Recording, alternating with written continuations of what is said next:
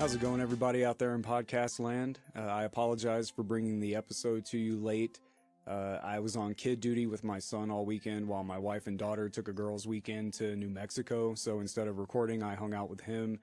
And then on Monday, the world was given the horrible news that Keith Flint of Prodigy had killed himself. And that one really gets to me. You know, I know we all die. People die every day. Famous people are no different than the common man or woman or whatever. You know, all our deaths are equal, death being the great equalizer, as I've called it before. But Prodigy was my first exposure to the electronic music that I would become obsessed with. I mean, it all started with Smack My Bitch Up when I was about 12 or 13. And had I never heard Prodigy, I would have never been interested in electronic music. You know, there would have been no Skinny Puppy, Wumps Cut, Velvet Acid Christ, none of that stuff. I don't start buying equipment and trying to make my own beeps and boops, you know, everything from the music I make, the music I listen to, my sense of style, my love of concerts, like a lot of it, just so much of who I am came from that little seed planted in my brain by Prodigy. You know, I bought every album they own. I just bought No Tourist the week it came out. You know, they were going to come over here on tour. I was finally going to get to see them. I don't know. Prodigy's just, they're a big deal to me. And to go on to msn.com to get my some of my daily death news, I have a few different sources. But to go on there Monday morning and see that Keith had killed himself was a really big shock. And I just did not feel like recording yesterday. Kind of don't feel like doing it today, but I need to get the episode done, get it out there. No details yet on why he did it or how he did it. That information hasn't been released yet, but as news comes in, I will keep you updated. This is one I'm definitely going to follow. Rest in peace, Keith Flint, the fire starter. And just take a few seconds here for that.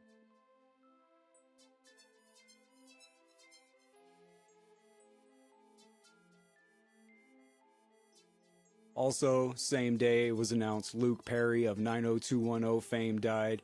And I was never really too big into 90210. I know it was the biggest show on the planet at one time for my generation. Again, showing my age here. 90210 and Saved by the Bell were like the two biggest TV shows of our childhoods, right? But I never really dug it. I couldn't identify with it. You know, I grew up dirt poor in the trailer parks of Mississippi. I couldn't relate to kids in Beverly Hills having fun and you drank? Well, I have to take away your Porsche. Fuck you. I don't want to watch that shit. But 8 Seconds, the rodeo movie he did, oh, that was huge in the South. I definitely remember being forced to watch 8 Seconds over and over and over by every hillbilly and redneck within a 10-mile radius. And I really dug what he was doing with Riverdale. Riverdale surprised me. I was expecting it to be some lame, whack, cheesy teen show, but they took it gritty and dark, and I really like what he was doing on there, what Skeet Ulrich was doing on there. All of the old school people they've been pulling into that show have done really awesome jobs. So even though I wasn't a big 90210 fan, still see it as a loss, still see it as a life gone too soon. But strokes aren't anything to fuck with, you know. What was it? Winston Churchill had 10 or 11. I think it was his 11th stroke that finally killed him. And meanwhile, somebody in shape and young like Luke Perry has one and done. You know, it doesn't seem fair. It doesn't seem right, but in the end, all our deaths are equal. You know, I've always called death the great equalizer on this show. That's what it is and will always continue to be. Getting into today's topic, selfies.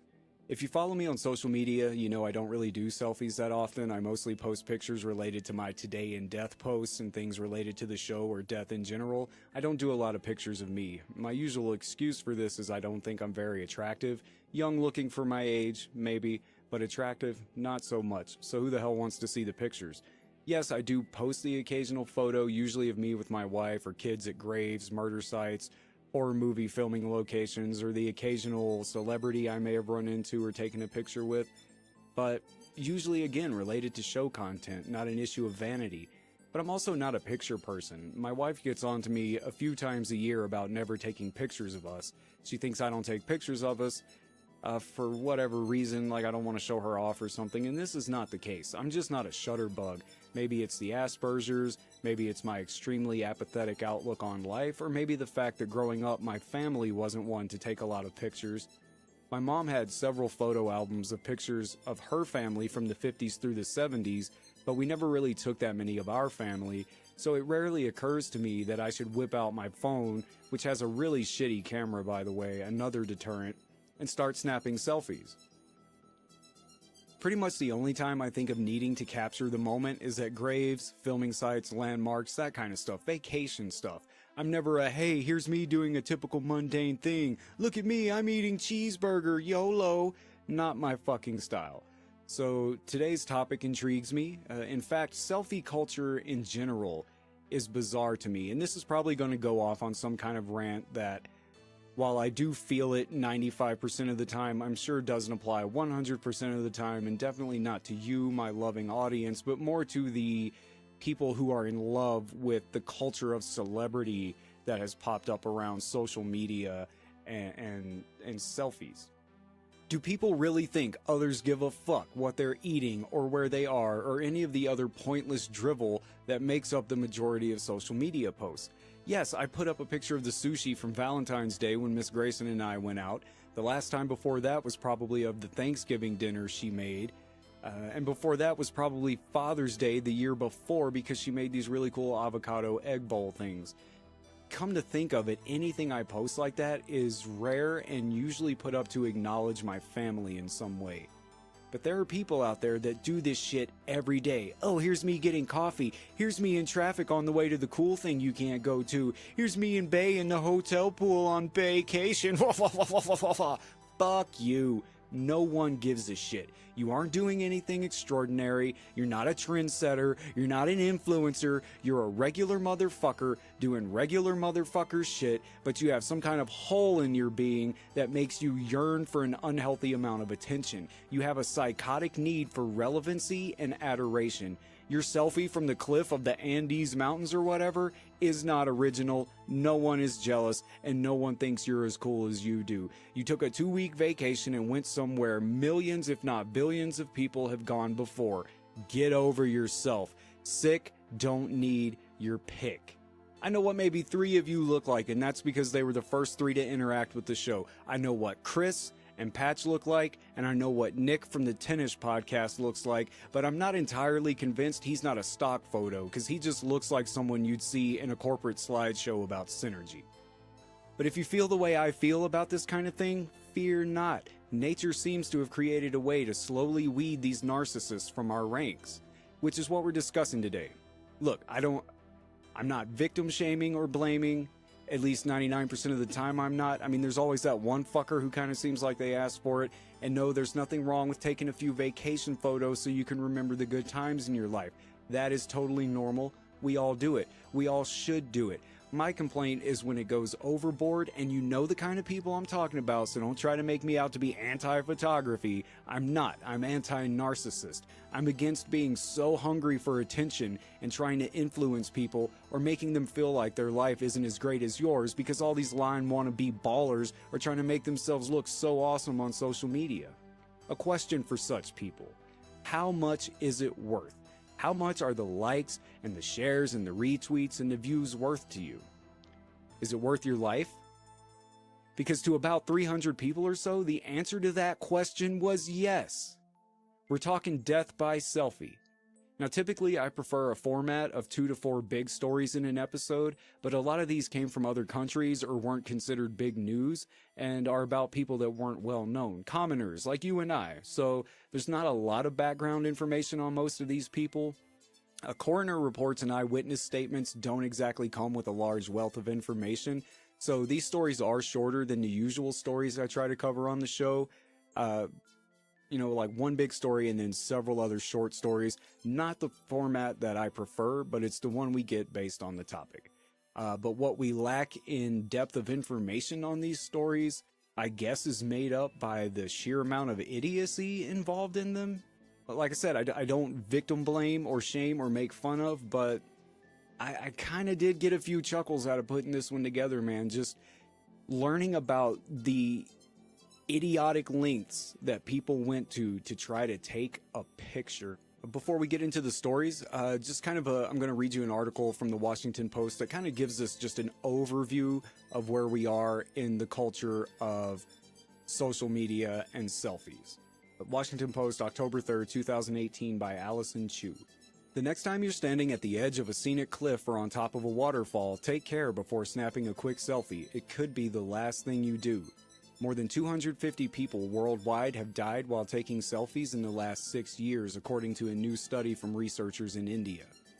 The findings, which analyze news reports of the 259 selfie-related deaths from October 2011 to November 2017, were published in the July-August edition of the Journal of Family Medicine of Primary Care. Of the 259 deaths, researchers found the leading cause to be drowning, followed by incidents involving transportation, for example, taking a selfie in front of an oncoming train, and falling from heights. I'm going to insert a fun fact here. America leads the world in gun-related selfie deaths. I know, big surprise, right? Other causes of selfie-related death include animals, firearms, and electrocution. The selfie deaths have become a major public health problem, says Agam Bansal, the study's lead author. Though the study found India to have the highest number of deaths of all countries, multiple reports of fatal selfie incidents have also come from Russia, the US, and Pakistan. Bansal noted that while the simple act of taking a selfie isn't deadly, hazards arise when people take risks while trying to get that perfect shot. If you're just standing, simply taking it with a celebrity or something, that's not harmful, he said. But if that selfie is accompanied with risky behavior, then that's what makes the selfies dangerous. He added he was also concerned about how many of the selfie-related fatalities involved young people. More than 85% of the victims were between the ages of 10 and 30. What worries me the most is that this is a preventable cause of death, he said. Taking a toll on these many numbers just because you want a perfect selfie because you want a lot of likes, shares on Facebook, Twitter, or other social media, I don't think this is worth compromising a life for such a thing. While the number of deaths reported in the study may seem high, Bansal said there could be many more cases that just haven't been documented because of issues with reporting. Yeah, we don't know, or we don't get all the facts from Russia and some Asian countries, plus there's likely to be places where people have died taking selfies and the bodies haven't been found yet. At least a few missing persons cases out there could be death by selfie, in a place where they weren't supposed to be and haven't yet been found. Or possibly that people have died by selfie in underdeveloped countries that don't have proper communication channels or just don't give a shit enough to report the incidents. In 2018 alone, there were already several selfie-related deaths at the time the study was released. In May, a man in India tried to take a selfie with an injured bear and was mauled to death. Just last month, or the month before this article was released, 2 people died in the US in separate cases also involving selfies. On September 5th, an 18-year-old hiker from Jerusalem died after he fell more than 800 feet off a cliff at Yosemite National Park. The man's mother said he had been trying to take a selfie at the edge of Nevada Fall, a popular waterfall in the park, when he fell. Roughly 2 weeks later, a 32-year-old California woman met a similar fate while hiking at Pictured Rocks National Lakeshore in Michigan when she slipped and fell to her death after stopping at the edge of a 200-foot cliff to snap some selfies. One possible way to prevent selfie deaths would be no selfie zones, banning them in certain areas such as bodies of water, mountain peaks, and at the top of tall buildings. Efforts to dissuade people from taking dangerous selfies have already been attempted in multiple countries including India, Russia, and Indonesia. 3 years ago, Russia launched a Safe Selfie campaign which featured the slogan, "Even a million likes on social media are not worth your life and well-being." That's a damn catchy slogan, isn't it? Russians always have such a way with words. An informational graphic with icons of bad selfie ideas highlighting stick figures posing on power poles and while holding guns was also distributed. In 2016, Mumbai declared 16 no-selfie zones across the city following a slew of selfie-related deaths. Earlier this year, a national park in Indonesia announced it would be working to create a safe spot for photos after a hiker died taking a selfie. So, to quote Seinfeld, who are these people? What's with selfies?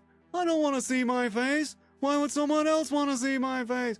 Anyway, who are these selfie deaths? Well, apparently there's a pool of about 300 to choose from, so let's get into it.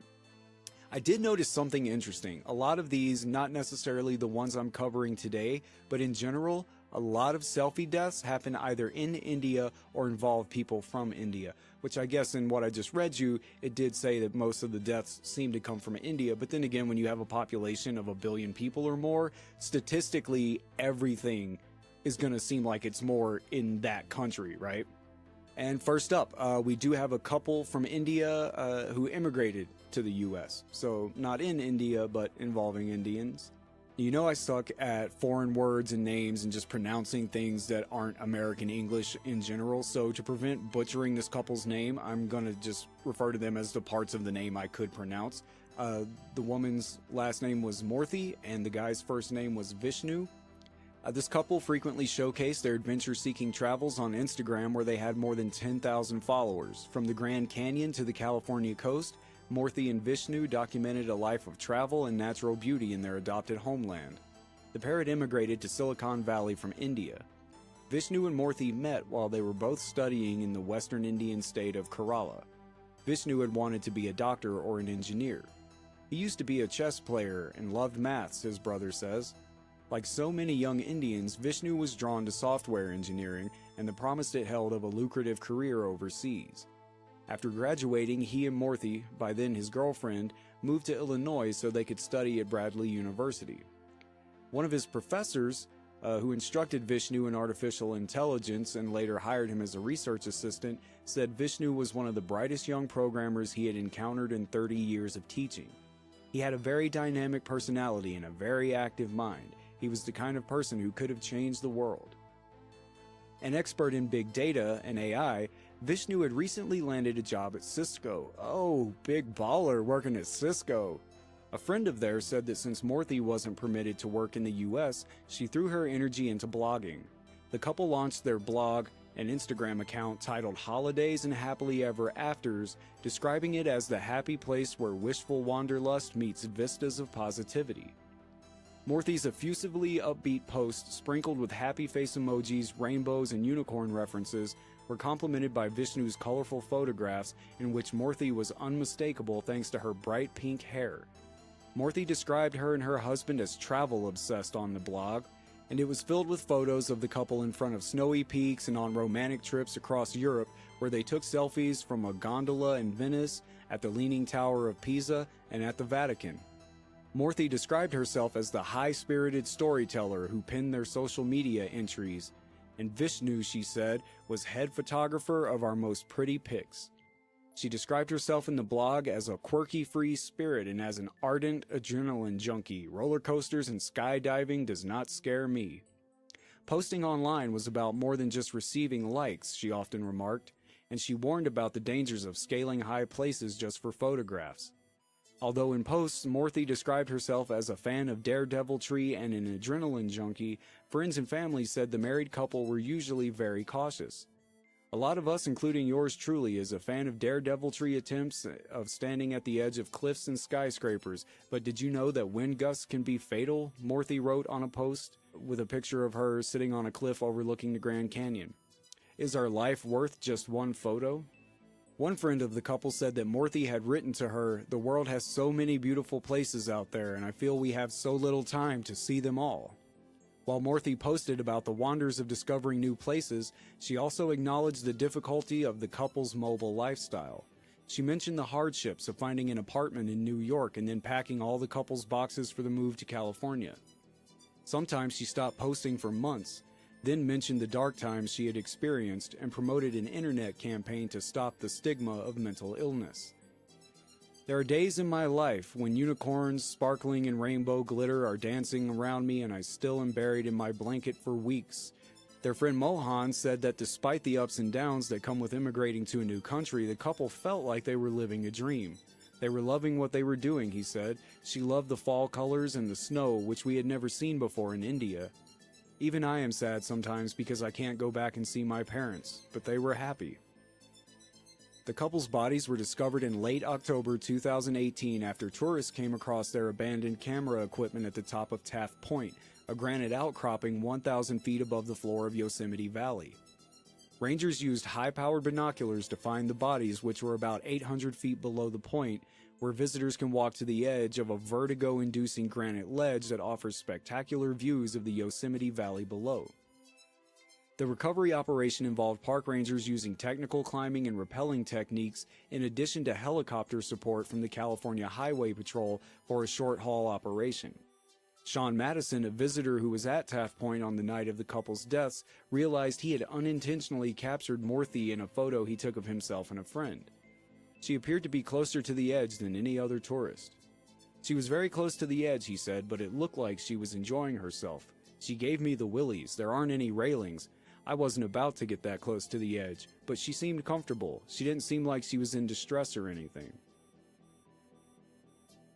Initially, Vishnu's brother was widely reported to have said that the couple were taking a selfie when they died, but in an interview with The Guardian later, he said that was not strictly true. They had set up a camera separately, he said. He had not meant to imply the couple fell as they were holding up a camera in their hands, but it still counts as taking a selfie. They were taking a picture of themselves.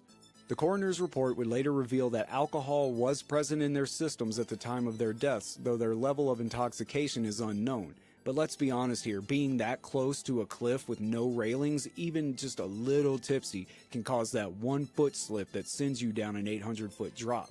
They didn't have to be drunk, just tipsy enough to not pay attention, just buzzed enough to take one wrong step.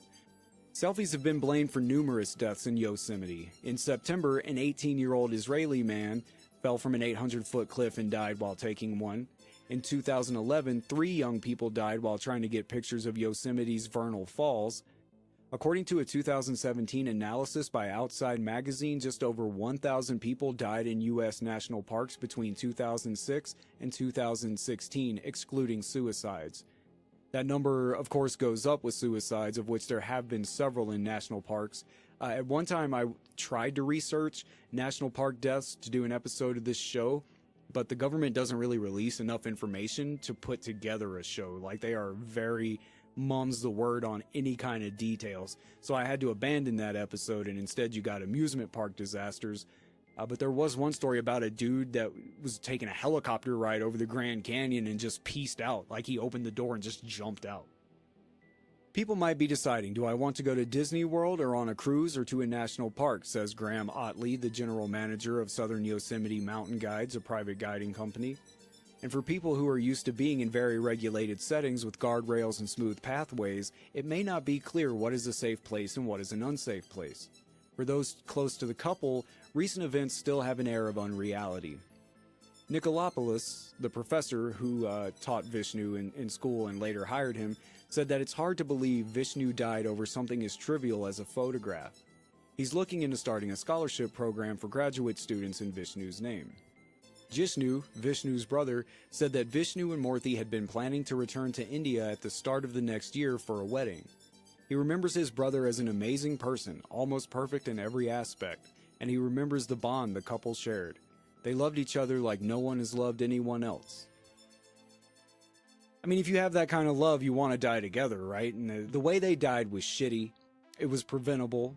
It was horrible. It was not expected by anyone. But if these two really loved each other like that, they probably wanted to go out together. And what other opportunity would they have had to die together? Horrible car wreck?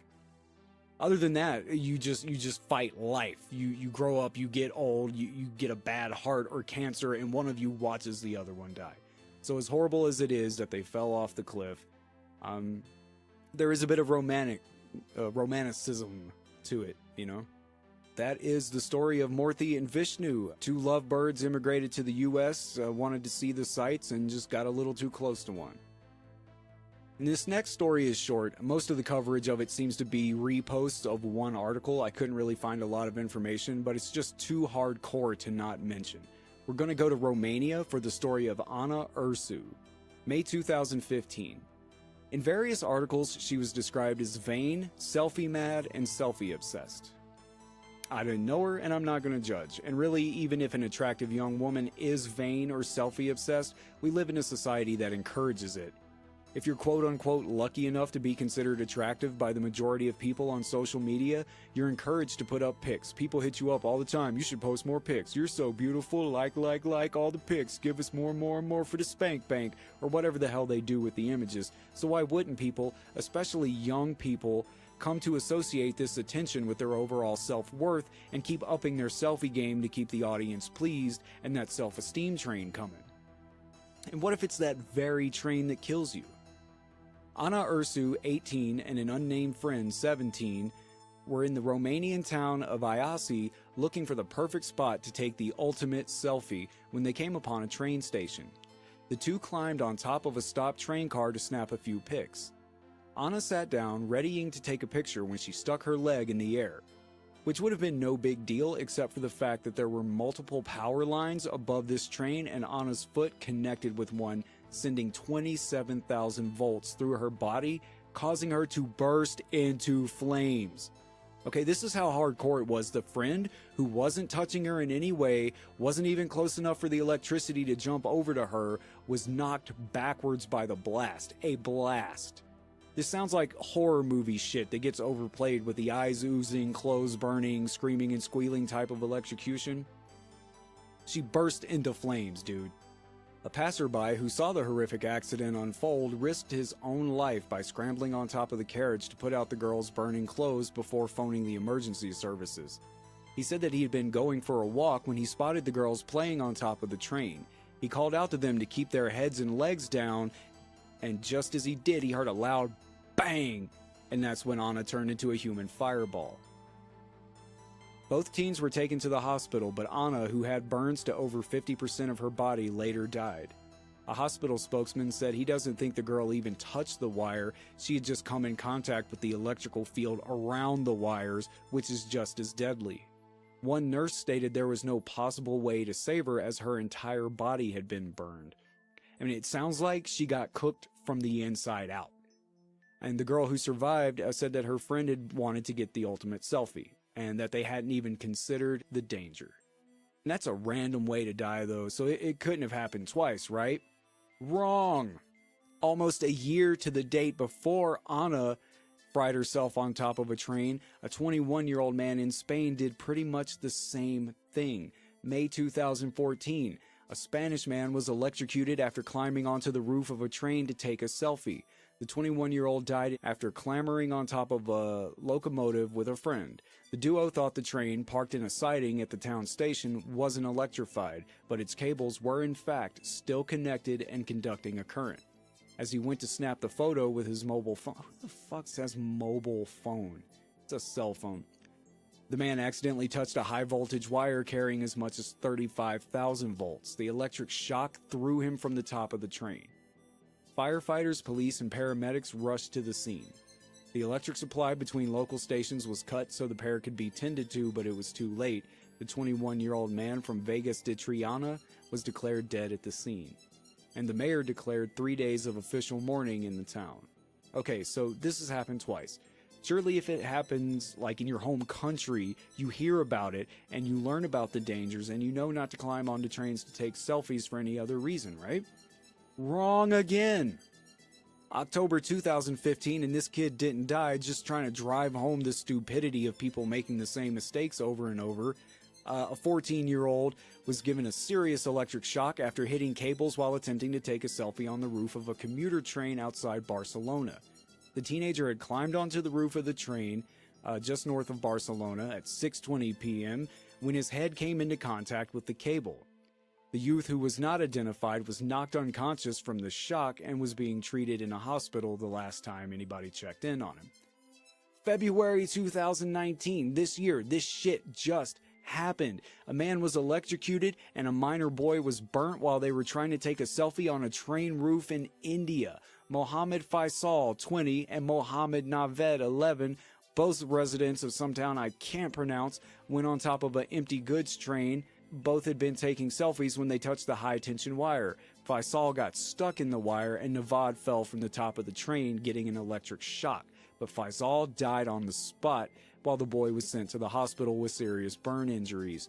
The train was going somewhere and was waiting at a signal. So this train was still in motion. It was just stopped. It was stopped at a train red light, whatever you call a red light for a train. It was sitting there waiting for another train to go. And these two geniuses thought, oh, well, this is the perfect time to jump on top of a train covered in electrical wires and try to get a selfie. Railway director H.K. Balmuchu said that it is an unfortunate incident and that the railway would conduct an inquiry. People should not put their life at risk and put train property in danger for taking selfies and doing stunts on railway tracks, he said. He said that the Tantangar Railway Administration had improved security at railway stations and trains. Looking into this led me down like a side rabbit hole. Trains cause a lot of fatalities in India, or people fucking around too close to trains causes a lot of fatalities in India. January 2019, a 15-year-old boy died when he was hit by a train taking a selfie on railway tracks at Perumbili in Kochi. Railway security personnel have been facing problems in controlling such incidents, said railway officials. I cannot read today. Sources say that the Indian Railways are working on measures to prevent train passengers and enthusiasts from taking selfies at tracks. In January 2015, 4 college kids were trying to take a daredevil selfie on a train track in India when 3 of them were hit and killed by an oncoming train. Now, how the hell do you not hear a train and get out of the way? Special selfie spaces or corners have been created. India's oldest steam locomotives in Chennai at the entrance of the Southern Railway headquarters building have been beautified as a selfie corner. So here's a place for you to take a selfie. Instead of standing in front of a train or climbing on top of one, here's a whole train you can just take pictures with. People talking about selfie spaces don't really understand the selfie game though, especially for the people we're talking about here. This kind of ties into the daredevils thing of needing to be looked at in dangerous situations. People don't want to pick, they want a cool pick. And taking one at a train on blocks or near a guardrail 100 feet from the cliff isn't cool to them. That's your abuela's selfie. These kind of people want it to look dangerous, edgy, cool. Safe selfie spots are not going to fix this. This is a mental thing that has to be addressed with the person, not the location. And with that, we're going to get into 5 fast facts about selfies. 1. The hope is that selfies show off personality, a window into who you are, but they can also be a serious red flag when they become an addiction for those suffering from body dysmorphic disorder. Selfie addiction is actually a recognized mental health disorder, one with a frighteningly high suicide rate. 2. The average millennial is expected to take 25,700 selfies during the course of their lifetime. That's almost 1 a day, every day for their entire lives. 3. Selfies officially became a thing in 2013 when the Oxford Dictionaries declared it Word of the Year. Typically, there's debate amongst the plethora of trendy words to choose from, but in 2013, selfie was unanimously agreed upon and expected. 4. Time magazine put together a database of more than 400,000 Instagram photos. Any photo with the tag selfie that included geographic coordinates was used to distinguish which places on Earth were responsible for the most selfie taking. The winner? Makati City, known as the financial center of the Philippines, is a city in Metro Manila popular for its skyscrapers and lavish shopping malls. Now it's also known as the selfie capital of the world. 5. Want to run with the bulls in Spain and take a selfie? Think again. The Spanish government has banned taking selfies during the running of the bulls for fear of tourists being trampled or killed while trying to snap pics.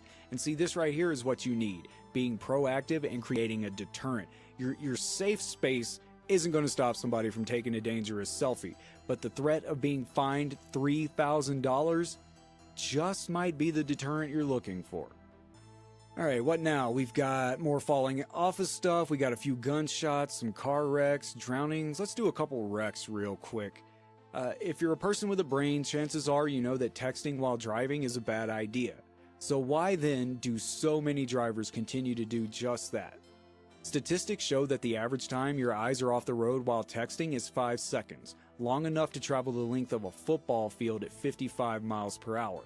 And a lot can go wrong in those 5 seconds. And that's just texting. Imagine trying to take a picture of yourself, check and make sure it looks good, posting it to Facebook or wherever. That's a lot longer than 5 seconds. And one young driver recently paid for it with her life. In April 2014, Courtney Sanford, a professional with 2 college degrees, I don't understand why that's relevant, was driving down the road when one of her favorite songs came on, Happy by Pharrell Williams. Oh my god, I mean really, I want to laugh not because she died, but just because this was the last thing she heard. Wanting to share a picture of how great she was feeling in that moment, Courtney took a selfie and posted it to Facebook. It was the last thing she ever did.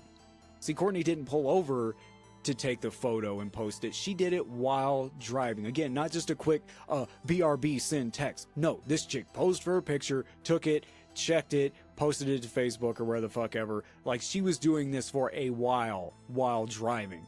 As soon as the post went online, Courtney's car crossed the center line of the road she was on and slammed into a recycling truck at 45 miles an hour. Her Toyota Corolla left the road, hurtling into the air and slamming into a tree. And then, in some fucking cartoon car wreck shit, she hit the truck, flies off the road, slams into a tree, and erupted into flames. If you describe this to me, I would think it happened on Family Guy or something. That is just too many things to be real. Courtney was killed instantly. Her Facebook post went live at 8:33 a.m. and records show that police officers and firefighters were notified of the crash 1 minute later, 8:34. And Courtney's story is tragic, perhaps even more tragic because her death could so easily have been avoided. Scary ads warning of the dangers of texting and driving are easily muted or turned off, but this story is real life. Perhaps if enough people were to hear Courtney's story, she won't have died in vain, and many more lives will be saved as drivers realize that texting and driving is no joke. It's a serious issue that must be addressed to prevent more tragedies like this from occurring. Unfortunately, Puerto Rican reggaeton artist Jadil had not heard Courtney's story when he died in a selfie-related motorcycle accident less than a month later. Ramon Alberto Gonzalez Adams was born in Ponce, Puerto Rico on December 22, 1985. At an early age, he showed an interest in music and began to compose his own songs at the age of 8. As he grew up, he got better at creating songs and by the age of 18 had launched a reggaeton career performing under the name Jadil. He always liked to experiment with different types of melodies and tried to make all of his songs special and unique. On September 2, 2008, he released his first and only studio album, Lo Mejor de Mi, which included several hit songs. His career and his life would sadly be cut short soon after. On May 10, 2014, Jadil was riding on his new motorcycle that his brother bought for him, with his brother on another motorcycle traveling alongside him. They were traveling east on Route 104 in New York, across from Maplewood Park, when Jadil, moments after snapping a selfie, lost control of his motorcycle and accidentally crossed the median that separated the sides of the freeway. He was pronounced dead at Strong Memorial Hospital around 5 a.m. His death was mourned by the reggaeton community in Puerto Rico. Several reggaeton artists came together and made a 22-minute song in his honor called Jadil Forever, including many well-known reggaeton artists that I've never heard of because I don't listen to reggaeton, but a 22-minute song, I mean, that's a hot 16 from like every artist in the scene, right? His last album, Tsunami Is Back, was released on February 14, 2017, 3 years after his death. It included several unreleased songs. Now, and this story had some conflicting reports. Some say he took the selfie while he was driving, and then just after he took the selfie, he crossed the yellow line and ran into traffic and got killed. But a few said it was taken hours before. Now, I have no way of verifying this, but there were enough reports that said it was while he was driving the bike for me to put it in here. But if he did take it earlier, I'm still going to call it death by selfie, and it was probably one of those goosebumps, say cheese and die situations where he had a cursed camera from a mad scientist, and if you take a picture with that camera, you die, right? Say cheese and die? I know I'm not the only motherfucker who read it. Over 4 million copies sold. Let's get into some self-inflicted gunshot wounds. September 1st, 2015, Houston, Texas, a 19-year-old father of 2, so we know right off the bat he's responsible and makes excellent decisions.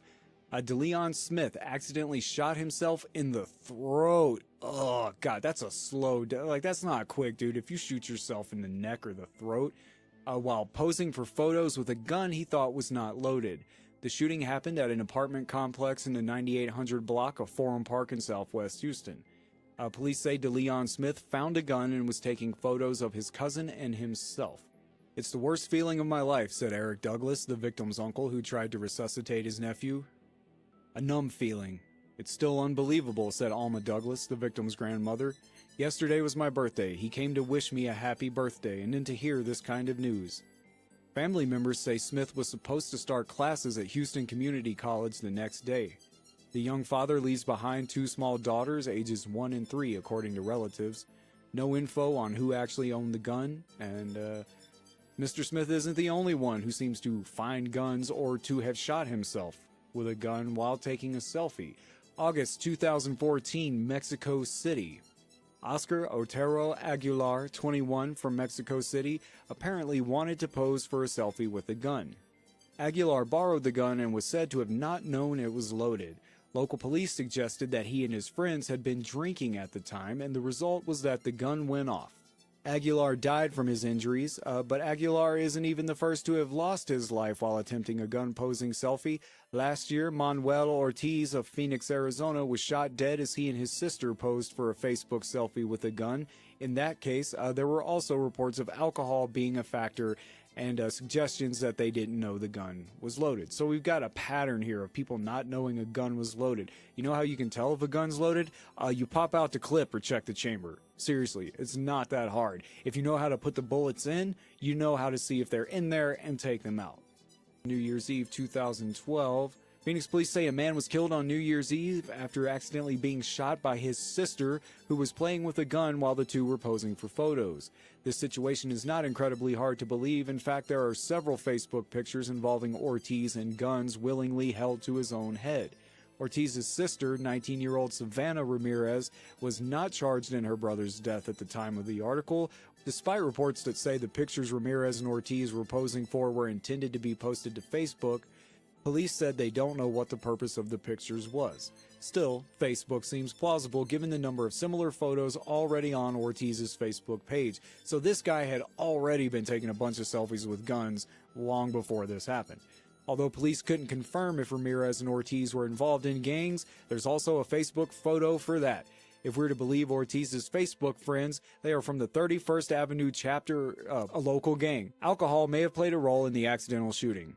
Last shooting I'm going to cover, we're going to go to Concrete, Washington, March 2016. It wasn't the first photo that the 43-year-old Concrete, Washington resident had taken with his gun, but it would be his last. According to the Skagit Valley Herald, a man who officials did not name fatally shot himself in the face while attempting to take a selfie with what he thought was an unloaded gun. Now, I'm going to tell you, I've read the details on this story.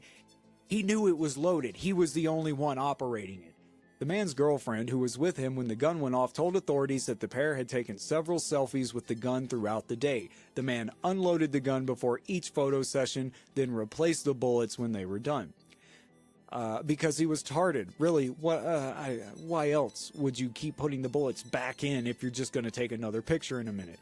But before the final photograph, he apparently left one bullet inside the gun. The man's girlfriend was with him when he died, and police are investigating his death as accidental. The Washington man is not the first to accidentally shoot himself while taking a selfie, or even the first to die doing so.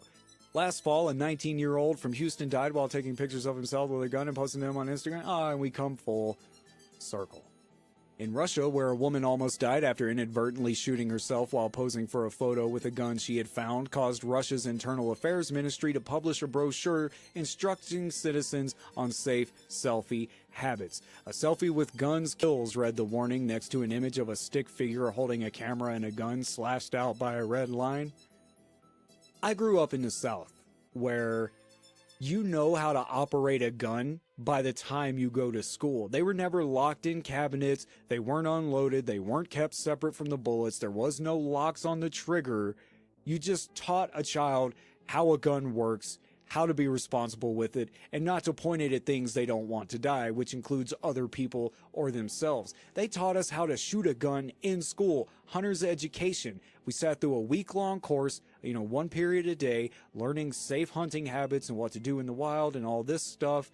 in case you ever get stuck out in the woods or whatever. And then on the last day, they brought out 3 bolt-action .22 rifles, lined us up in 3 lines, pointed us at targets, and let us shoot 5 shots each. They actually brought guns to school to let students shoot, because at a certain point, we were all taught how to properly operate a weapon. But since Columbine, and I'm not pro-gun. I'm not. I mean, if you want to own a gun, fine, that's on you. I don't own any, and I'm not going to say you shouldn't own them. I definitely think there's certain types of guns we shouldn't own. That's a rant for another time. But it really seems like since Columbine, and it's been long enough since Columbine, that a whole other generation has come up behind us where we try to hide the guns from them and not teach them about guns. And when you don't teach people about guns, then you don't have an opportunity to teach them about gun safety. And you end up getting idiots like this that shoot themselves in the fucking face taking a picture. Now I'm just going to hit a couple random stories. For this one, we have to get in a plane. And y'all know me, I'm like Mr. T. I ain't getting on no plane. But if I did, I'd probably take a selfie or two, right? No harm taking a selfie in the plane, unless you're the motherfucker flying it. Colorado, May 2014. A pilot who lost control while taking selfies was likely the cause of a small plane crash that killed 2 men, according to federal investigators. Pilot Amritpal Singh, 29, and his passenger were killed instantly when Singh's Cessna 150K crashed into a wheat field shortly after midnight, May 31st. The wreckage was discovered around 7:30 in the morning. A GoPro camera mounted to the plane's windshield recorded Singh and several other passengers taking selfies on their cell phones during a series of short flights before the crash. While the GoPro didn't record the flight where Singh crashed, investigators portrayed a pattern of the pilot taking selfies and possibly texting while giving rides to passengers above Front Range Airport, about 30 miles east of Denver. Singh's plane was around 740 feet above the ground when it descended rapidly and slammed into the ground below. It's likely that cell phone use during the accident distracted the pilot and contributed to the development of special disorientation and subsequent loss of control, according to the NTSB. See, federal rules prohibit commercial pilots and aircraft crew from using cell phones or other personal electronic devices while at their duty stations, during takeoff, while landing, or whenever below 10,000 feet. So basically, during almost no point in a flight are commercial pilots allowed to be fucking around with their tablet or their phone. But those rules do not apply to private pilots on private planes. Private pilots are barred from dangerous or careless behavior, but the rules don't specify what those behaviors can or can't be. And many private pilots use their phones or iPads instead of traditional paper charts or built-in navigation systems. That's because small planes like the Cessna that Singh was flying often lack the complex navigation and display systems familiar to anyone who's peeked inside a commercial airplane cockpit. Although the FAA doesn't have a specific rule governing private pilots' use of cell phones, it expects them to pay attention while flying. According to spokeswoman Laura Brown, we expect pilots to operate safely, and our rules prohibit them from operating carelessly or recklessly. Flight instructor Tony Moreno said he often takes photos of clouds while flying, but only when it's appropriate. Why take a picture at that critical moment of flight, he said. Why disrupt your concentration on the really critical task at that important moment? The evidence suggests that Singh got distracted or disoriented either from taking selfies or flash from his passenger taking a selfie, stalled the plane, and crashed. Singh also lacked certification for flying at night with instruments or for carrying passengers at night. During the climb-out portion of the flight, the pilot uses his cell phone to take a self-photograph. The camera's flash was activated and illuminated the cockpit area, said NTSB investigators. During the climb-out phase, the pilot was seen making keyboard entries to his cell phone and additional keyboard entries on a portion of the flight consistent with the downwind leg. So, sounds like they've got a ton of proof of this dude just fucking around on his phone. He's taking pictures, he's texting, his passenger takes a picture. It's nighttime, he's not even supposed to be flying, he doesn't have the proper navigational instruments. Flash throws him off, crashes the plane into a field. Alright, now, do I want to give you guys a fall from the Taj Mahal or a guy mauled by a bear? Let's go with the bear. We had a fall at the start of the show, right? We haven't had an animal attack yet. And this was in March or May 2018. A man was mauled to death by a bear after he reportedly tried to take a selfie with the animal. It happened in some place I can't pronounce, India. Prabhu Bharata spotted the injured animal on his way home from a wedding when he stopped to use the bathroom. He ignored advice from friends who told him it wasn't a good idea to take a selfie with the bear.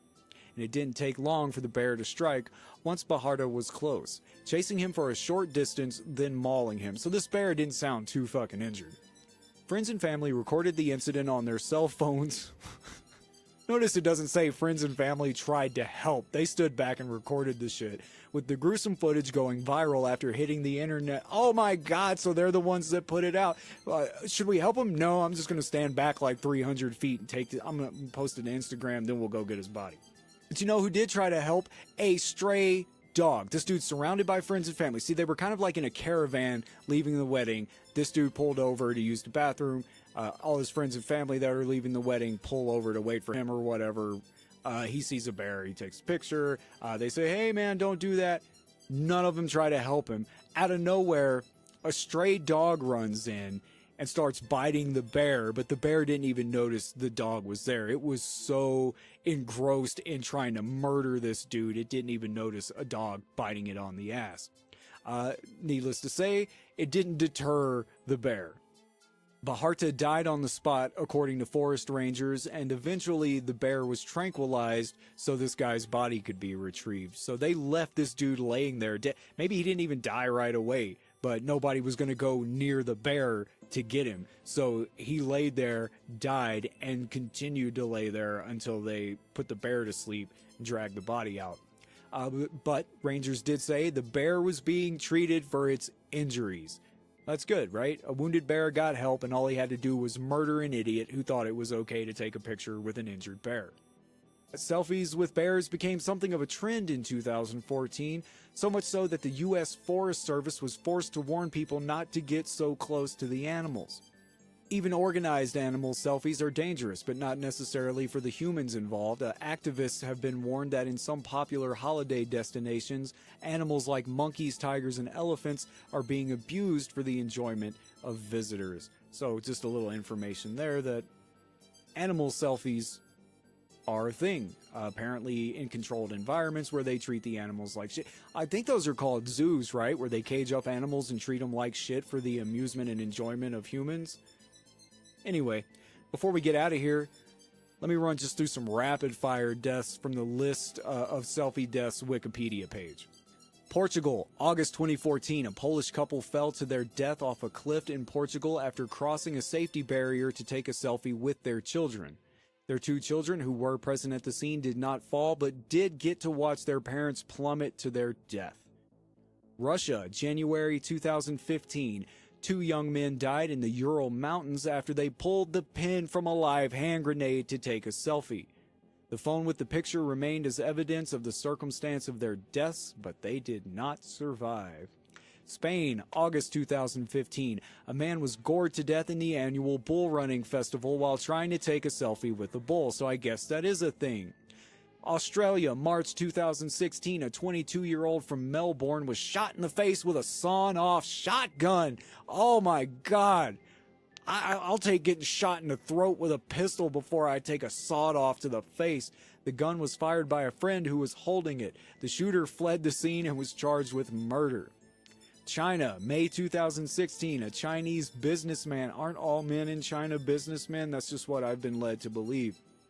At a local wildlife park in the city of Rongqing, in some province I can't pronounce, was drowned by a walrus after taking several selfies and videos with the animal. A zookeeper was also drowned in the same incident attempting to save the man.